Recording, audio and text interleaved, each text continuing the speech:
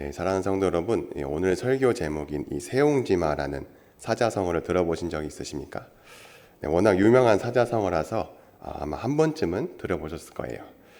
이 한자의 뜻은 아시다시피 이 변방새, 늙은이 옹, 자막을 보여주시면 네, 변방새와 자막 함께 보시겠어요? 네, 변방새, 늙은이 옹, 어조사지, 말마 해서 변방에 사는 노인의 말이라는 뜻이죠.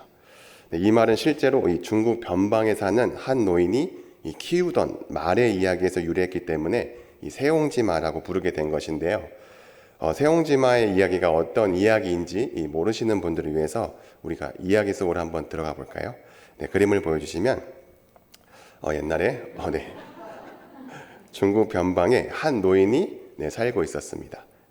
한번 살고 있었는데 그림 보여주시면 살고 있었는데요. 그런데 어느 날 노인의 말이 국경을 넘어서 오랑캐 땅으로 들어갔죠. 그러자 마을 사람들은 다음을 넘겨주시면 오랑캐 땅으로 나타났습니다. 그러자 마을 사람들은 귀한 말을 잃어버려서 속상하시겠네요 라면서 걱정을 했어요. 하지만 노인은 다음이요. 오히려 이 일이 복이 될지 누가 아는가라고 말했습니다. 그리고 몇 달 뒤 달아났던 말은 암말 한 마리를 데리고 돌아오게 되었는데요. 그러자 이 소식을 들은 마을 사람들은 너무 잘 됐다며 노인을 부러워했죠. 그러자 노인은 이게 화가 될 줄 누가 압니까? 라고 말했어요. 그리고 얼마 뒤 노인의 아들이 새로운 말을 길들이기 위해서 말을 타다가 말에서 떨어져 다리가 부러졌습니다. 그 소식을 들은 마을 사람들은 또 좋은 말이 생겼다고 부러워했는데 그 말 때문에 아들이 다쳐서 어떻게 해요? 라며 걱정을 했어요. 그러자 노인은 또 이게 복이 될지 모르는 일이죠 라고 말했어요. 얼마 후 오랑캐들이 쳐들어와서 이 전쟁이 일어나면서 모든 남자들은 전쟁터에 나가야 했지만 노인의 아들은 다리를 다쳤기 때문에 전쟁터에 나가지 않게 되었답니다. 여기가 끝입니다. 사실 우리의 삶에서도 이런 일들이 많이 일어나죠. 어제까지 순조롭던 일들이 오늘 갑자기 무너지는 경우도 있고요. 큰 실패를 겪은 것이 오히려 새로운 길이 열리는 계기가 되기도 합니다. 그 대표적인 예가 바로 우리가 겪은 코로나 팬데믹 시기였죠. 팬데믹은 온 세상을 멈추게 했고 교회 역시 큰 어려움에 부딪혔습니다. 예배가 제한되고 모임이 끊어지면서 마치 이 신앙의 뿌리가 흔들리는 것처럼 보였어요. 그러면서 이제 교회가 끝나는 것은 아닐까 하는 걱정도 했었는데요. 그러나 시간이 지나고 보니 그 위기 속에서도 하나님은 이 새로운 길을 열고 계셨습니다. 온라인 예배와 이 소그룹 모임이라는 새로운 형태가 자리 잡으면서 교회는 모이는 교회에서 흩어져도 살아있는 교회로 나아가게 되었어요. 무엇보다 그 시기를 지나면서 우리는 하나님이 기뻐하시는 예배의 본질이 무엇인지를 깨닫고 진짜 예배자의 모습으로 변화되었죠. 그렇다면 이 코로나 팬데믹이 왔을 때 만약 세옹지마로 해석한다면 어떻게 되었을까요? 그저 우리 인생은 아무도 알 수 없고 불행이 복이 되기도 하고 복이 불행이 되기도 하기 때문에 조급해하지 말고 두고 보자라는 정도의 교훈으로 끝났을 겁니다. 이렇듯 세상이 주는 교훈인 세옹지마의 해석은 분명히 한계가 있어요. 왜냐하면 세옹지마는 모든 것을 이 운명과 우연에 맡기는 체념적 태도에 머물러 있기 때문이죠. 그래서 왜 그런 일이 일어났는지와 또 그것이 어디를 향해 가는지에 대한 분명한 답을 주지 못합니다. 그것이 바로 세옹지마의 결론이 그저 모른다인 것이죠. 오늘의 불행이 내일의 복이 될 수도 있고 반대로 복이 화가 될 수도 있다는 불확실성만 남는 거예요. 그리고 결정적으로 세옹지마는 이 모든 해석의 초점이 나 자신에 맞춰져 있습니다. 말이 도망가면 내게 불행, 돌아오면 내게 복, 아들이 다치면 내게 불행, 전쟁에 끌려가지 않으면 내게 복. 항상 기준은 나에게 이익인가 손해인가에 달려 있어요. 그래서 인생지사 세옹지마가 겉으로 보기엔 지혜로운 말 같지만 성경적인 진리가 될 수 없는 이유가 바로 이것입니다. 그런데 더 큰 문제는요, 우리 역시 이 성경의 진리의 말씀을 세상의 지혜처럼 나 중심으로 읽고 해석할 때가 있다는 겁니다. 그 중에서 오늘 우리가 함께 읽은 이 로마서 8장 28절 말씀도 마치 세옹지마처럼 해석하는 경우가 있는데요. 그래서 많은 분들이 이 말씀을 좋아하시죠. 특히 하반절에 모든 것이 합력하여 선을 이룬다라는 말씀에서 이 선을 우리가 바라는 이 물질적인 부나 세상적인 성공으로 생각한 나머지 지금은 어렵겠지만 결국 내게 좋은 일이 생길 거야. 조금만 참으면 형편이 나아지겠지라며 나에게 유리한 결과와 유익에만 초점이 맞춰져 있어요. 혹시 이 자리에 계신 성도님들도 오늘 사실 예배 자리 나가고 싶지 않았는데 그래도 예배 드리면 하나님께서 선을 이루시겠지 하면서 무언가 내게 바라는 것을 기대하며 나오시지 않으셨죠? 네. 그래서 우리가 이 말씀을 제대로 이해하려면 이 삶을 살아가는 태도와 이해하면은 삶을 살아가는 태도와 자세가 전과는 전혀 달라지게 되는데요. 그런데 이 말씀을 제대로 이해하기 위해서는 로마서 전체 흐름 속에서 8장의 앞뒤 문맥을 살펴봐야 되는데요. 그래서 로마서를 많이 읽어보셔서 아시겠지만 사도 바울은 로마서 전체에서 무엇을 가장 강조하고 있습니까? 무엇이죠? 네, 무엇보다 복음을 강조하면서 체계적으로 설명하고 있죠. 그래서 로마서의 큰 주제를 한 구절로 말한다면 로마서 1장 16절 말씀이라고 할 수 있는데요. 우리 함께 읽어볼까요? 로마서 1장 16절 말씀입니다. 네, 제가 읽어드리겠습니다. 내가 복음을 부끄러워하지 아니하노니 이 복음은 모든 믿는 자에게 구원을 주시는 하나님의 능력이 됨이라. 먼저는 유대인에게요 그리고 헬라인에게로다. 그래서 바울은 로마서 1장부터 11장까지는 이 복음의 진리, 즉 우리가 어떻게 죄에서 구원받았는지를 설명하고 12장 이후부터는 그 복음으로 구원받은 사람들이 어떻게 살아야 하는지를 말해주고 있거든요. 그 중에서 이 로마서 8장은 복음의 절정을 보여주는 장면입니다. 8장 1절에서 그러므로 이제 그리스도 예수 안에 있는 자에게는 결코 정죄함이 없나니로 시작해서 마지막으로 39절에서 높음이나 깊음이나 다른 어떤 피조물이라도 우리를 우리 주 그리스도 예수 안에 있는 하나님의 사랑에서 끊을 수 없느니라로 끝나는 구원의 확신을 선포하는 장입니다. 그리고 또 그 중에서 사도 바울은 로마서 8장 18절부터 30절까지를 한 덩어리로 묶어서 영광이라는 주제를 중심으로 말씀을 전하고 있는데요. 물론 이 구절 안에 영광이라는 단어가 3번밖에 나오지 않지만 묶음의 시작인 이 18절을 보시면 현재의 고난은 장차 우리에게 나타날 영광을 말하고 있고 마지막인 30절에서는 그들을 또한 영화롭게 하셨느니라라고 마무리하면서 처음과 끝을 영광으로 감싸고 있다는 것을 알 수 있죠. 그렇다면 왜 바울은 이 로마서 8장에서 영광을 강조했을까요? 그 이유는 이 당시 성도들이 현실 속에서 겪고 있는 고난 때문이었습니다. 예수를 믿는다는 이유로 사회로부터 따돌림을 당하고 때로는 박해의 위협 속에서 살던 성도들에게 바울은 이 고난이 끝이 아니다. 이 고난은 장차 우리에게 주어질 영광을 더 빛나게 드러내는 과정이다라는 확신을 이 복음을 설명하면서 그들에게 전해주고 싶었던 겁니다. 즉 바울은 성도들이 현실의 고난을 바라보며 낙심하지 않고 그 너머에 있는 하나님의 영광을 바라보게 하려는 것이었죠. 그래서 오늘 본문의 앞구절인 26절과 27절에서 바울은 우리의 현실을 아주 솔직하게 말합니다. 우리 한번 함께 읽어볼까요? 시작. 이와 같이 성령도 우리의 연약함을 도우시나니 우리는 마땅히 기도할 바를 알지 못하나 오직 성령이 말할 수 없는 탄식으로 우리를 위하여 친히 간구하시니라. 마음을 살피시는 이가 성령의 생각을 아시나니 이는 성령이 하나님의 뜻대로 성도를 위하여 간구하심이니라. 아멘. 네, 여러분 우리도 삶을 살아가다 보면 너무 힘들어서 기도조차 나오지 않을 때가 있죠. 무슨 말을 해야 할지 모르겠고 이 무릎을 꿇어도 이 눈물만 흐를 때가 있습니다. 바울은 바로 그때 성령님께서 우리 안에서 탄식하시며 우리를 대신해 하나님의 뜻대로 기도해 주신다고 말합니다. 우리가 무너질 때에도 하나님은 우리를 홀로 두지 않으시고 성령께서 지금도 붙들고 계신다는 거예요. 그리고 바울은 이어서 오늘 본문 28절에서 이렇게 선언합니다. 우리 다시 한번 읽어볼까요? 시작.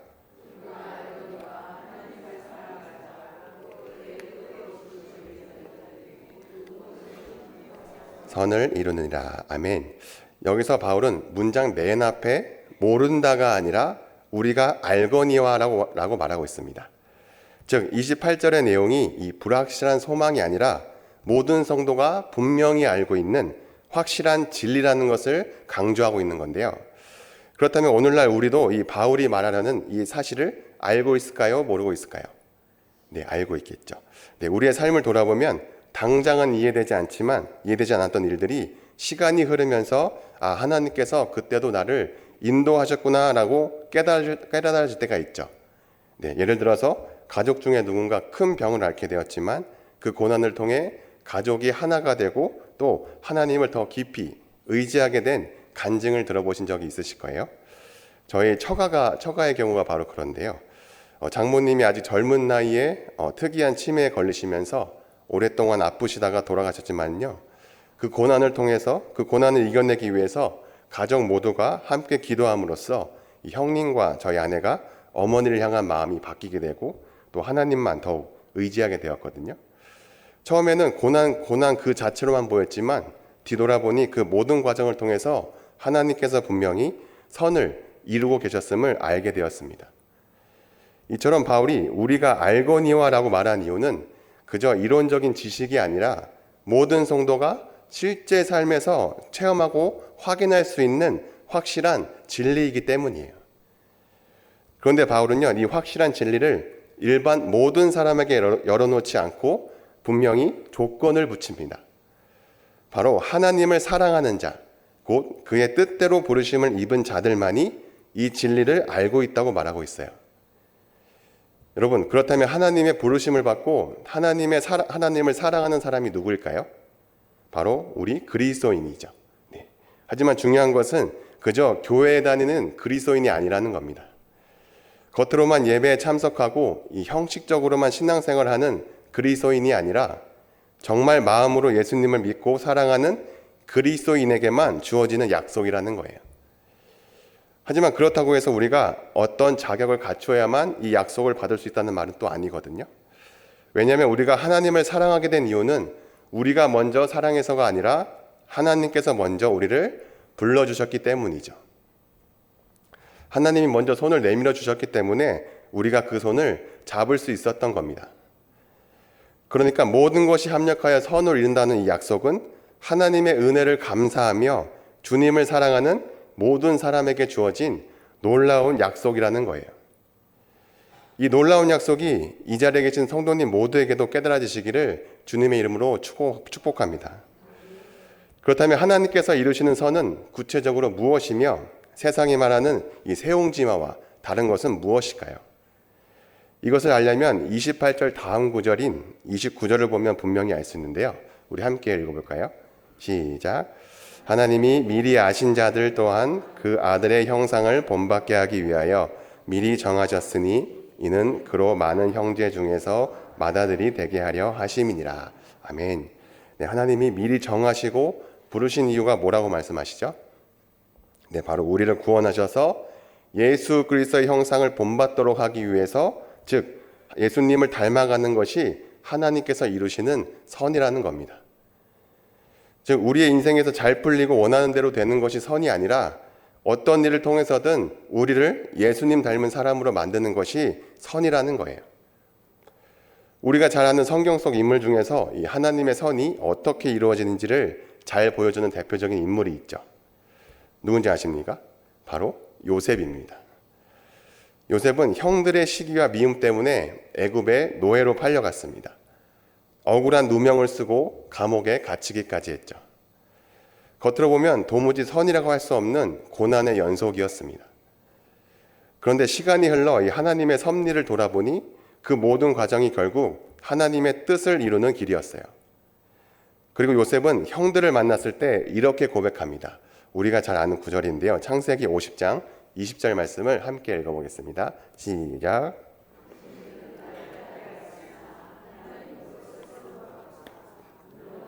많은 백성의 생명을 구원하게 하시려 하셨나니. 아멘.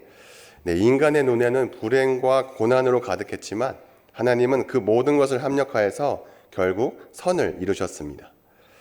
오늘 우리의 삶도 마찬가지죠. 가정에서 크고 작은 갈등이 있을 때 하나님은 그 과정을 통해서 사랑과 인내를 배우게 하십니다.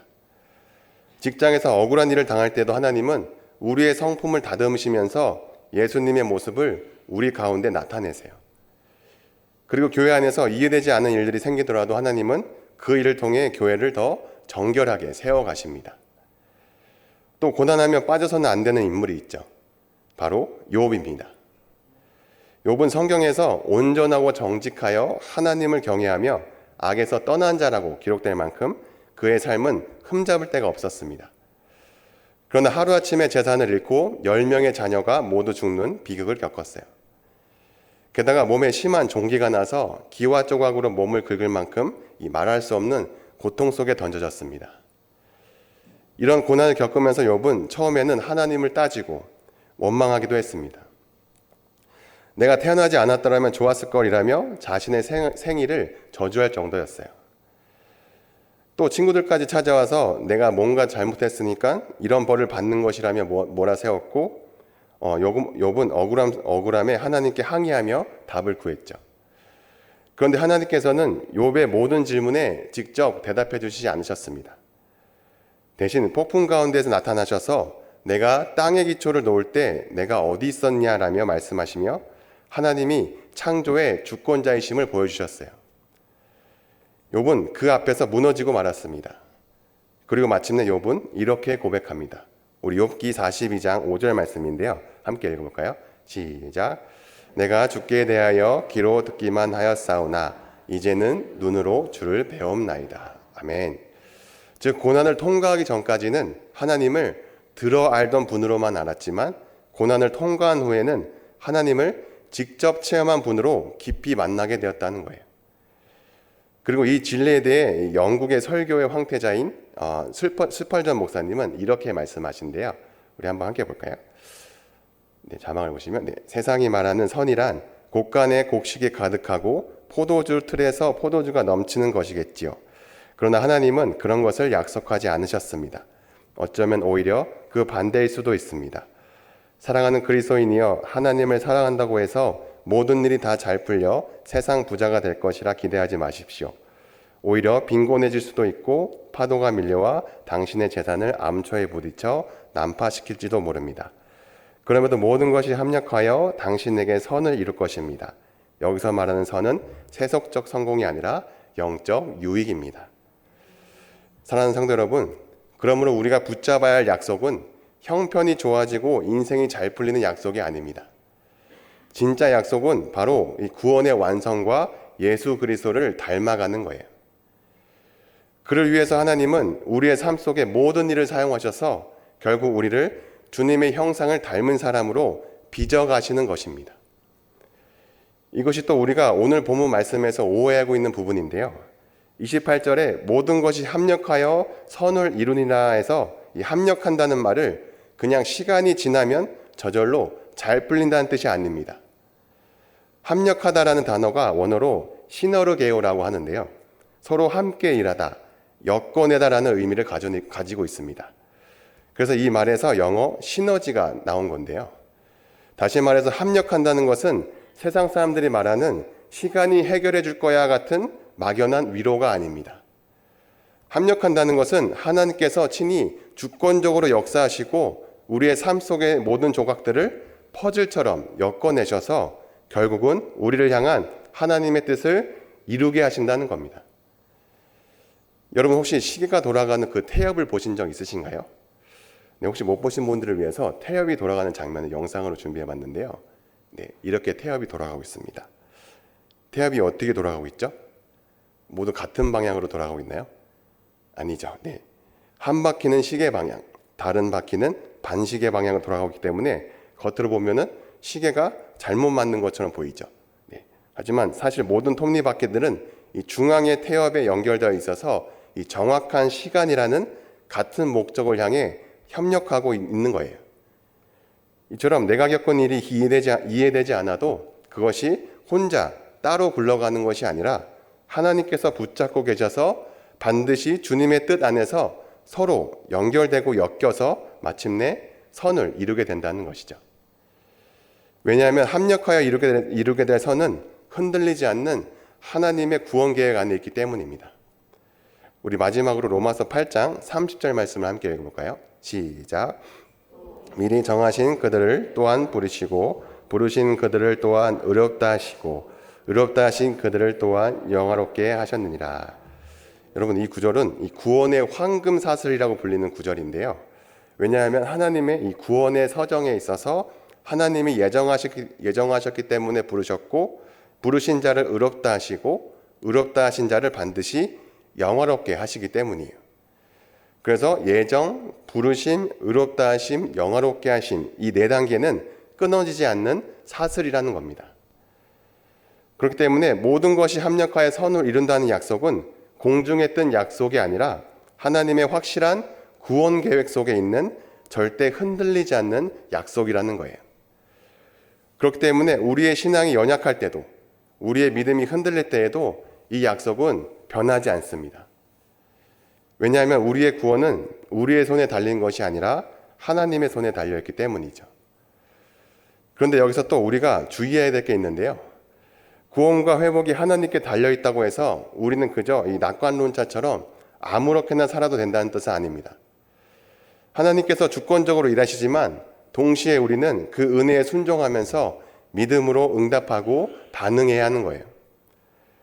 하나님께서 모든 것을 선으로 바꾸실 줄 믿고 오늘도 작은 일에 충성하는 것이 바로 성도의 몫인 것이죠.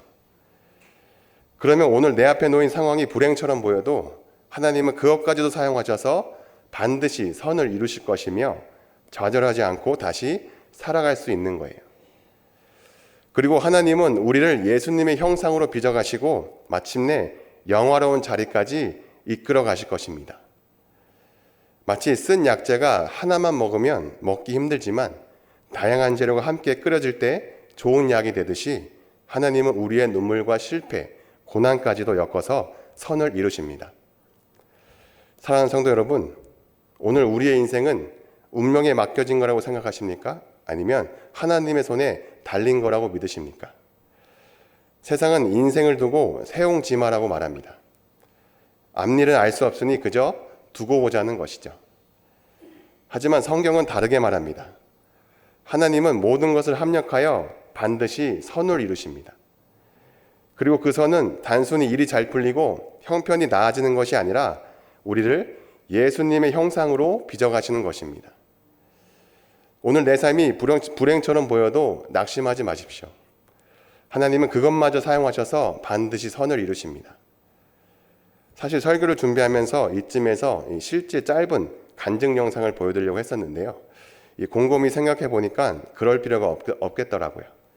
왜냐하면 이 자리에 앉아 계신 성도님들이 바로 한 분 한 분이 바로 이미 살아계신 간증이기 때문입니다.